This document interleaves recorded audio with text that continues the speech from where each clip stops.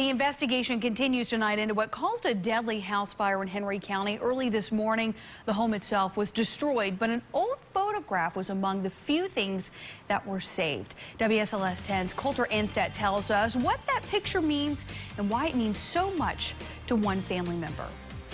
My two uncles, my dad, and my Uncle Rodney. Amber Eanes thought this photograph had been destroyed in the fire, but as fate would have it, a firefighter found it and another photograph buried in what remained of her grandmother's home after the fire.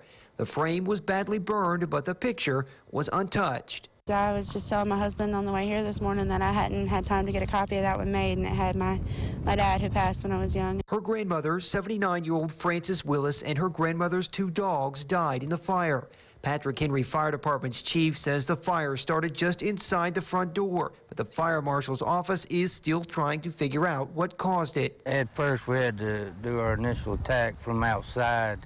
The first truck arrived, didn't have enough manpower at that time to do an interior attack. Willis was found in her bed in her bedroom. Chief Donald Turner says he's not sure if the home had smoke detectors, but Eanes says she's sure it did. Willis's granddaughter says the news of her grandmother's death was overwhelming. I hyperventilated a little bit.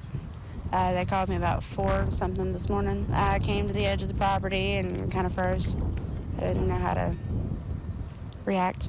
Not only did she lose her grandmother, but she lost her childhood home. She says her grandmother raised her, and she has lived in or near this home her entire life. She says she will remember her grandmother most for her positive personality and how smart she was. An autopsy is being conducted on the body to determine an official cause of death. In Henry County, Coulter Anstadt, WSLS 10.